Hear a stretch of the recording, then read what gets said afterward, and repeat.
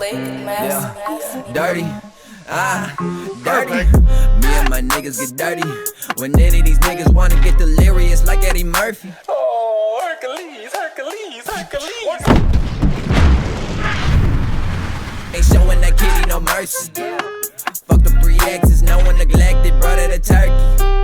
Yeah, brother the turkey, Welcome back, Royal Nation, to another installment of Royal View, where we get a better insight of each king and queens behind the scene. I'm your host, Cheno Royale, baby. I'm here with, what's your name, sir? Shamarr Jones. Mr. Shamarr Jizzy Jones. How you doing today, bro? Jones. I'm doing okay, bro. I'm doing all right. Yeah, you Dave? Thanks for having me. Yeah, man. Anytime, man. I appreciate you sliding into my humble abode. Honestly. But, Baby Yoda over there is definitely wondering, like, how was your day, bro? Were you having a good day? How was your day? Man, I've been all right, bro. I just at work all day. I've been traveling a lot for work and school, so I've been losing a lot of Z's, a lot of hours of sleep. But I'll be okay, bro. I'm just getting things where they need to be right now, and bringing what I need to bring to the table. That's all. Most def. But obviously, us at home and fans, Pikachu over there is definitely wondering too.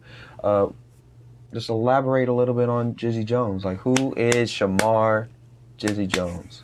I'm like in a lot of ways. I'm like the Daredevil of Fort Wayne's rap, and I only say that because a lot of people like the whole idea of the CEO by day, rapper by night type thing. But I really just do both things on a daily basis. I'm always investing in the things that I know. But I was born in Wisconsin. Okay. And my mom has been doing a lot of work for the government, a lot of work for the military too. She served in the Army, and she didn't serve in the Air Force, but she worked for the Air Force. She had done a lot of extensive things in her career before I was born.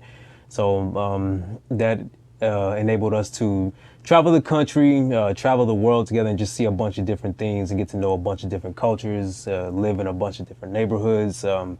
Lived in so many different places, bro. I've lived in hoods before. I've lived in suburbs. I've lived in the country. Lived in the suburbs. Lived in the cornfields before. I lived out in the middle of nowhere before. It's just I really appreciate the things that my mom did for me, even without my dad being in the picture. Her just just watching her lose everything and then rebuild, and then finally she reached a point where she built. And then, her foundation was strong enough for it to last for us and, us to reap the benefits and, reap the blessings of what came as a result of her hard work. So that's kind of my mom. Shout outs to my mom. Shout out all moms, man. Yeah, shout out all moms, all single moms too.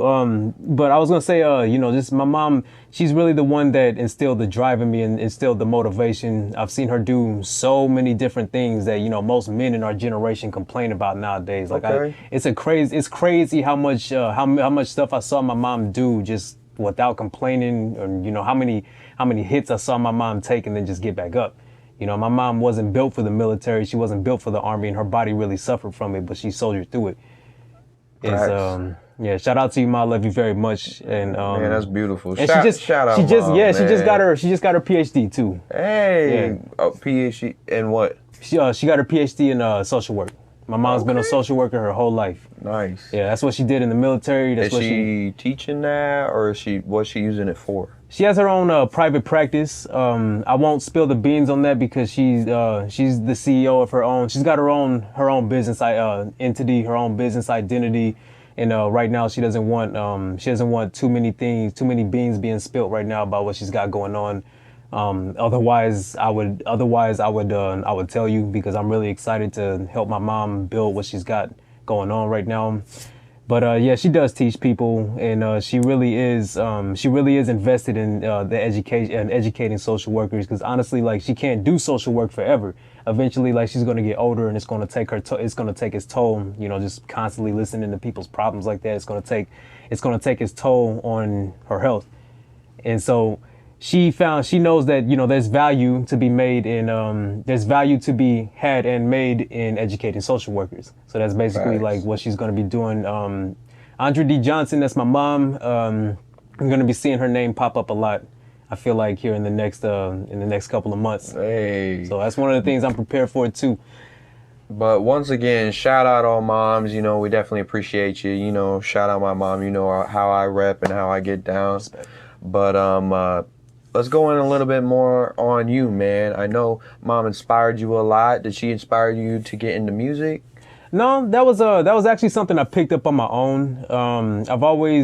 Me and my whole family, we've always been involved in the hip hop scene somehow. Whether we're supporting an up and coming rapper or we have a rapper in the family, like we have a lot of rappers in the family. Like we have a lot of different artists and content creators in our family who are just like in various stages in their careers. Some are not really as invested, some are invested, and some are just kind of, you know, trying to figure things out. But my mom never really liked rap. My uncles who were my male role models growing up. And even when I would hang around my dad as a kid, when I would go visits with my dad, he'd always be listening to gangster rap. You know, my dad is from he's from a rougher area. He's from a rougher walk of life. So I always got exposed kind of to that type of environment when I was around him. There was a lot of different things that I would get exposed to around my dad as a kid. And now looking back on that, like I don't even resent him for that. Because like, you know, you got to be exposed to it every once in a while. Right. But as far as music goes, you know, I played instruments all throughout school, recorders, clarinet, saxophone, pianos, like anything that makes a sound, xylophones, triangles, you know, just anything that makes a sound. Like my brain just kind of locked onto it. I'd always be in the back seat. My uncle said I'd be in the back seat just kind of beatboxing or imitating beats by, you know, Dr. Dre and beats by Ice Cube and whatever he was listening to in the car. He'd look back and hear me imitating the snares, imitating the drums. And it was just kind of like one of those things that was a given. And, you know, I look at the way that I rap and look at the way that I harmonize on the microphone now and just how invested I am into like audio engineering and production, helping other artists get to where they need to go. You know, I kind of feel like in a way God put me on this planet to make music, because I just see so many different things that I'm encompassing right now that are just kind of coming naturally. I won't say like it's easy, because I would never downplay my craft like that, but I just feel, you know, so many of these things have come naturally to me. Like I feel like maybe my body like was built. Maybe I was built for music, because I pick up on vibrations from people, from instruments, from animals. I pick up on vibrations very easily. Like I can easily tell, like, you know, what type of person I'm dealing with, or what type of situation I am in. And people don't even really got to be saying anything. I just kind of pick up on the vibrations that are going on around me. But music is just like music is just one of those things where, like, when I first got into the studio when I was 5, like my aunt, my uncle, my mom, they were all looking at me like, and then they look at each other like, you know, they gave each other kind of the look that the Jackson 5's parents gave them the first time they got in the studio, like, we got something here. We got something here. So like, they always just kind of gave me that energy, even when I just kind of drifted away from music as a kid, you know, from like, I say from age 8 to about age 11, I just kind of didn't focus on music as much, or I just kind of played my instruments at school because I had to, wasn't really practicing at home, wasn't really taking orchestra serious, wasn't really like, you know, from 8 to 11, that's just kind of where my mindset was, because I was just discovering, you know, like new things that I like, you know, comic books, other rappers, different movies, and superheroes, you know, girls. You know, I wasn't really like, you know, my mind was just it was developing, and it was just going into other areas. But then, like, when I started seeing the opportunities, in music as I started getting older, I'm like, hold up, wait a minute, I've been messing around with this. I haven't been taking this as serious as I need to be. Plus, I went into the marching band in high school. Marching band is one of those things, like, it sounds easy. Gang. Yeah. You already know. Marching band was one of those things, bro. If you're not practicing at home, bro, you gonna mess up. So you had to bring your A game. And you gotta perform that. Right. My bad if I've been, you know, I'm droning, I'm talking up a storm. No, you know, you that's cool, what man. I do, but This is all you, man. We're supposed to be learning about you. These are the fans that need to know about you, man. They're not here to hear me. Facts. But as far as music goes, if I had nothing else to do right now, like, even with my sales career and like everything I'm doing with Diamonds Multimedia, it's all like music is the one thing that's kind of driving. It's like the vehicle that I got right now for everything. If I didn't like have music, and if I didn't have music, I feel like I would be kind of lost as a person. Because I notice when I'm not taking music serious and when I'm really not investing in music as I should be, life starts to get a little weird. Like if I'm focusing too hard on the day job and not enough on music, which everybody's got to pay their bills and everybody's got to get paid. But like, even when the focus starts to drift too far away from music, the music itself gets affected and, you know, my moods get affected. It's like music is like a part of me at this point. Right. You ever feel that way? Facts. Yeah. Yeah, man. That's just about a lot of things, especially like with my mission that I have, that you, of all people, definitely know what I got going on and what I'm trying to do. And it's literally more of, if I feel like that I'm not doing anything, and I know for a fact, I know where the bar has already been set. If I am ever dipping below that bar, I feel like I'm letting my whole mission down. I'm letting the person that I'm doing it for down. Yeah. And it hits different. And if you know, you know.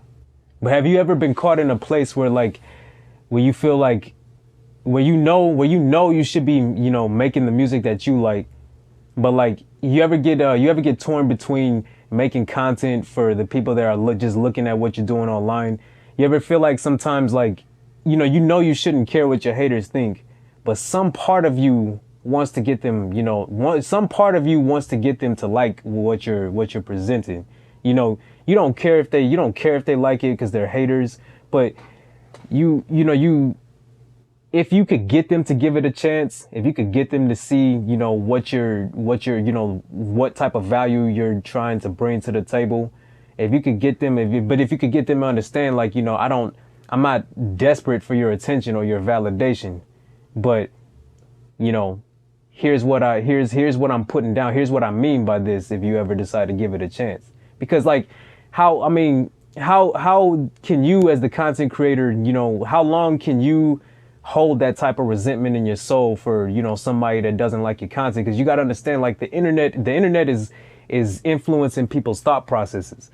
Each time you scroll, everything you scroll past influences your mood. If you scroll past 3 things, 2 of them piss you off, but only 1 of them makes you happy, you're still going to be pissed because of what is influencing your thought process. The same thing with, the type of audios and the type of videos that you watch on, the type of playlists that you make. It's all like, a lot of that has to do with what you're taking into your soul. But then at the same time, you kind of just solved your problem, is because you just said it. Like, we live in an era of when we were young, they used to tell us, I was just talking about this, they used to tell us that, don't be somebody else because everybody else is taken, be you. But then now we're living in an era where it's just like, hey, you got to be somebody else to be somebody, which makes no sense because we're wanting you to be different. But then society says, why don't you try the same trend? I mean, let me just say it like this. Hashtag trends. That's it. Like, why does something need to be trendy? What is the definition of a trend? Something that somebody already set that everybody is doing. So then that means that you need to follow and conform to what everybody else is doing. Because people will tell you, be yourself, and then when they see you doing it, they tell you not like that. Yeah. And at the end of the day, that's why I was getting ready to say this. You already answered your own question. That's why you need to do it for you. That's why, if you really, like, I know it sounds corny, and like, I know a lot of people might, well, it depends on who you talk to, but some people might say it's corny. I don't think it's corny. It's because you really need to, not everybody is made for this. Not everybody is made to be, everybody's made to probably do music or some sort of art. I believe that. But I believe in the business aspect, not everybody is made for this because it takes a toll on your mental. Why do you think such people as Kid Cudi and all of them have had to be not institutionalized, but go and talk to somebody and they became open about it? It's because it takes a toll, and you realize that you do it for yourself, but then at the same time you're trying to conform to what is going on, and you shouldn't have to do that. I believe you 100% there, but I will also add that, like, I feel like it depends on the person too, who the content creator is deep inside, because we're all putting on, we're only displaying the best versions of ourselves. We're not posting our fuck ups, we're not posting our flaws. We're rarely talking about you know, like me right now. I'm telling you about my successes. I'm telling you about the good parts. I'm gonna get into some of the struggles. I'm gonna get into some of the gritty parts and some of the things that I've seen. But it also it all depends on, like, what the person really feels inside, because Kid Cudi, from what I've heard, is a genuinely nice person. Like, he's genuinely a kindred soul. Like, he doesn't believe in violence. He doesn't believe in resentment. Like, he has a pure spirit, from what I've heard. And so I feel like that's one of the reasons why, you know, the music industry stuff began to take a toll on him, because it takes a toll on all of us, because at the end of the day, it goes back to a phrase: nice guys do finish last. Those of you who are listening to this, you got to understand, all you men listening to me right now, bro, stop being weak. Stop being overly nice. Stop trying to please people so much. Stop focusing on, you know, just stop trying to focus so hard on getting people to only feel positive emotions towards you. Because guess what? When people only feel positive things about you, when your slate is 100% clean with a person, they don't view you as human to some degree. And they're going to resent you to some degree, because they're going to feel like you're trying too hard to be perfect.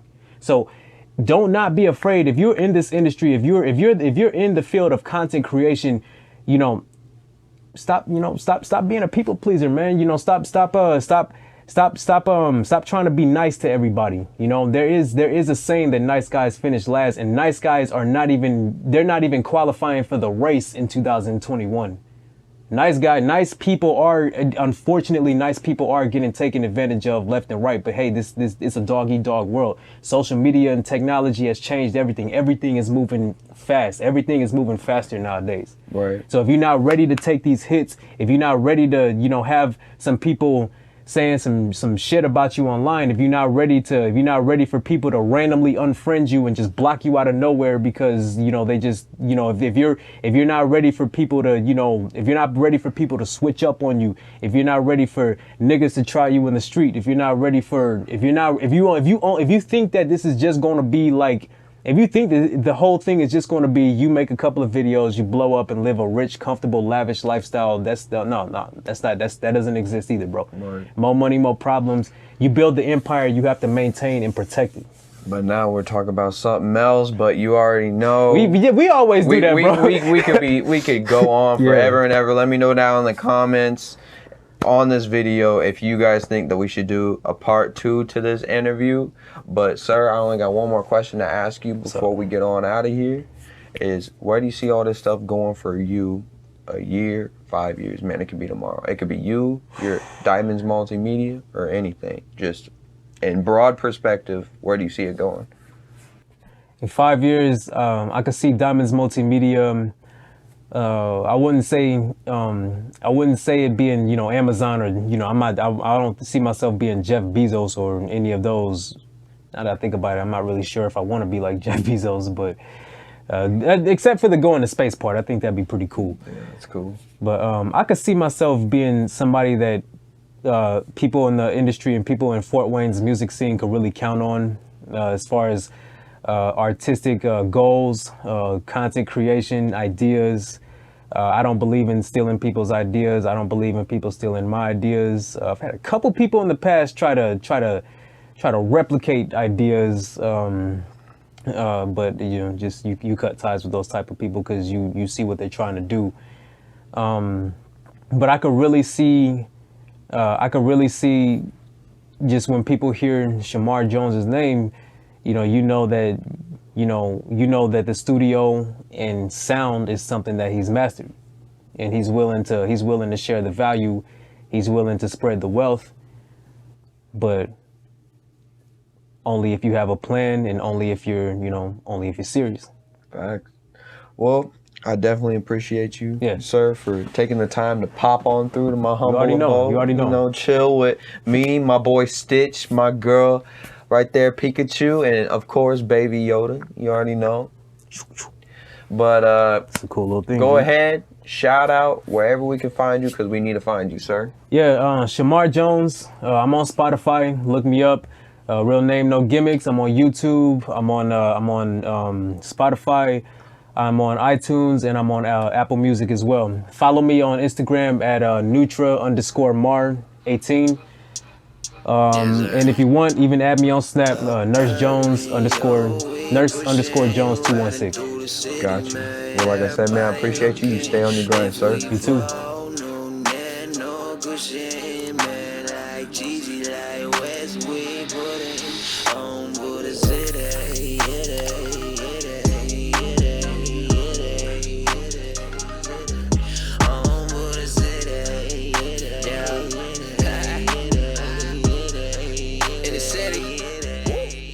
Hey, yo, what to do, everybody? I definitely appreciate you guys checking out the full video. Make sure you check out the Instagram and the Facebook pages. Make sure you definitely check out the Facebook page, because I'll be definitely letting you know when the new content will be getting ready to come out. Check out that YouTube page, and most importantly, stay healthy, stay active, stay royal. Let's get it.